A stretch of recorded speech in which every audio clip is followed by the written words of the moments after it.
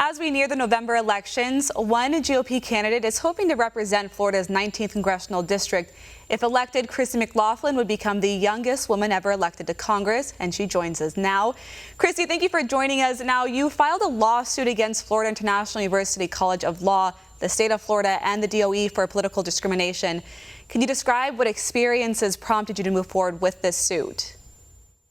My experience, I think, is representative of the countless conservative students in the United States who experience every day a hostile educational environment from these propaganda machines, indoctrination institutions that use their universities and colleges, this platform, to not only abuse the conservative students, but also ensure that they make it a far more difficult path to have a career and become successful, graduates in the future.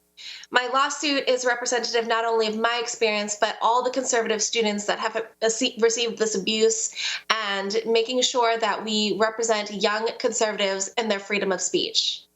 And Christy, I know that you also have a teaching certificate from 2016, so you have personal classroom experience with this as well. And you also filed this suit on July 16th, so has anything happened since then, moving forward? I've been working on this lawsuit for 3 years, and we tried every form of regulatory compensation or regulatory relief that we could have.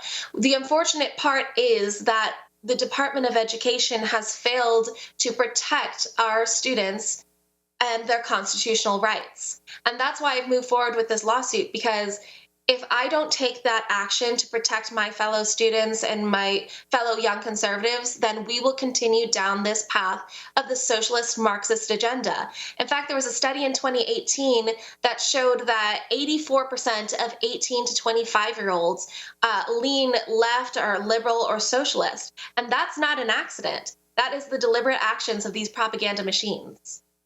And I know that you are a big advocate for First Amendment rights, and we are also seeing this rise in cancel culture.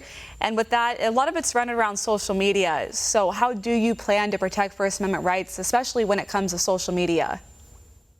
Well, with this lawsuit, that's the first step. But additionally, that's one of the reasons why I'm running for Congress, to be a young woman that represents conservative values and counteracts that imbalance of the media trying to portray young people as being socialist or radical.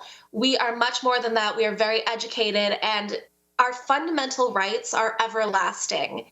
That is why I decided to run for Congress, to show that we can have that representation. And if we have Congress people who protect the Constitution with their last breath, then we will have a much more prosperous future. So not only are you representing these younger voters, but you're right there with us. I know you and I are actually the same age as well, so it's a message to younger voters to get out. But what about voters of all ages, these older voters as well? What are you saying to them to get them to come out? What I'm saying is you have to work with your heart now. And I know that sounds a little bit corny, but every time people ask me, why are you involved in politics? I always say, I'm not involved in politics. In fact, I only care about this country.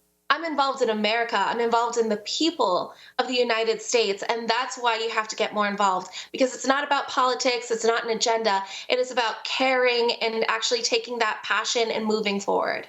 You actually posted a couple tweets recently, I think they were today, saying that you are sick and tired of fake candidates running for your district. So how do you plan to not be a fake candidate, as well as to not sell out to the DC swamp? Right, so we got to drain the swamp.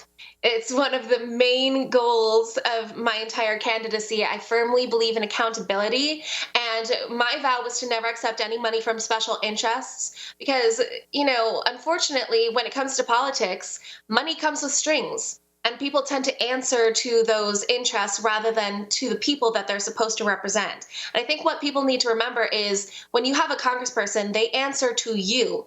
They are your representative, and you are the boss. So when it comes to accountability, we need to ensure that our representatives are transparent, they're honest, and they have integrity. And that's what I've been trying to promote the most during my entire candidacy. And that's another thing that I'm doing with my lawsuit as well, because it's about defending the, American dream and the Constitution, freedom of speech, our fundamental rights. Want to see more videos like this?